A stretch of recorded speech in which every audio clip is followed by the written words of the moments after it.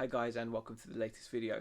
I thought I'd share with you some recent items that have sold, the reasons why I picked them up, what to look out for, and what they sold for.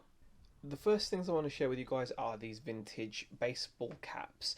Now they both have a motorsport theme, which is always something to look out for. If you want something that's going to be quite popular in demand, definitely look out for motorsport brands. So here we've got a Valvoline. Now this is quite a vintage one. You can tell that from the tag. This is based in Texas, this company that made this really nice cap. And on the back it says performance team. Obviously there's no sign of any websites or anything, and that is a really old school tag. Now I actually took an offer on this and sold it for about £11, so not huge money, but when you're only paying like 50p or a pound, they're well worth picking up. The next cap I actually took an offer on of £18, so I actually had this up for close to 30, but that was like just my kind of buy it now price with best offers.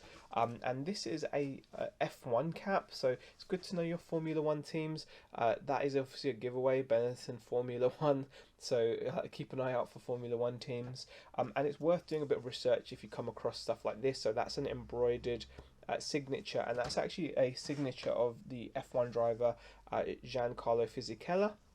I put that in the title, got an offer of like 18 quid. I think it's sold once before for 20 and it was returned because of the size or something, which was weird because it is a normal size hat.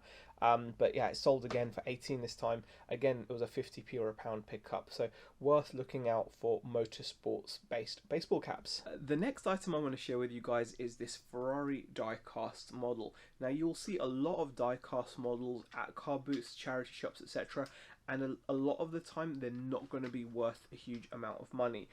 It's always worth making sure at the very least that the wing mirrors are intact, they're not broken, there's no other broken pieces, because a lot of these, when they end up at charity shops or car booths, have some kind of a fault which will drastically affect the value. Now I paid, I think it was about £1 for this, or £1.50 tops. It was from a charity shop, and this is a Ferrari F40 car. It says so on the bottom, so they're easy to research.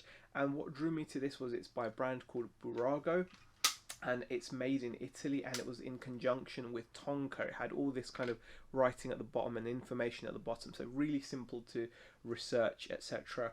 I described it as best I could, such as, for example, the boot, which shows the engine bay off, is kind of loose and it just flaps down, it doesn't hold in place, so things like that I did explain. And despite that, I got a sale out of this. I sent an offer out of £17, and it sold very quickly within a few days of listing. So from £1.50 or a pound to £17. Continuing with the toy theme, I'm really happy about this little sale. As you can see, it's a gorgeous Winnie the Pooh plush. It's an 8-inch plush made in the UK, and it's got a St. Michael tag, so that makes it quite vintage. We're reckoning it's a late 80s teddy, and this one was for sale in the shop as well, but eBay got the sale, and it sold. It was up for £24.99. I think the buyer used like a 5% code we've got, so they paid like £23.74 or something. So that's gone for £23. Fantastic little pickup. Always worth looking out for plush. Plush is a great category to sell in. Easy to ship, easy to research. Obviously there's a lot of stuff out there that's not worth selling, but stuff like this certainly is. One of the things I'm getting myself into again and getting more obsessed about is PC building, custom PCs and PC building in general. I love building my own PCs. I've done it for many years, and I've been picking up really cheap PCs for next to nothing in some cases, and I've been breaking them down and seeing some really great sales out of them. And the next item is an example of that. This is a graphics card. It's a GTX 8800 GTX by NVIDIA with an X for XFX card, but the chipset is NVIDIA, as it says on the fan. Now, this card wouldn't be great for modern day gaming in terms of power consumption and just performance. However, there's a lot of people out there that like building what they now call retro systems, like legacy systems running Windows 7, etc., and earlier. And this card is a great example of something that's regarded as like a classic or an OG card. Anyone that's into custom PCs and PC gaming will tell you the 8800 GTX is just like a classic. And this card was redeemed from like a computer that was basically dumped. and I sold it now. I tested it, obviously, make sure it's all working, and it is, even though it does get quite toasty.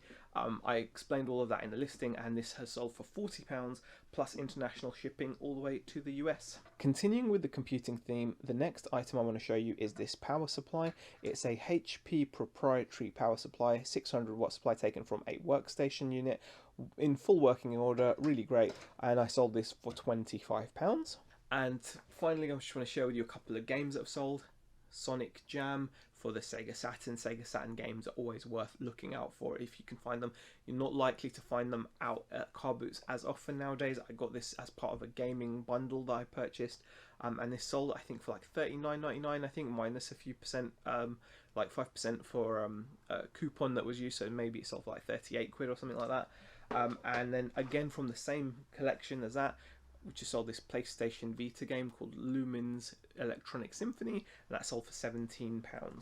So as you can see, that's quite a diverse selection of items. I really do like having a broad knowledge base. It just means that when I'm going to a random sourcing spot, it's going to give me like a little advantage, because I never know what I'm going to find. But whatever I find, the chances are I'll have some kind of knowledge I'll be able to apply. I hope you found the video useful, or hope you enjoyed it at least. If you did, give it a thumbs up, leave a comment, and I'll see you guys in the next video. Thank you.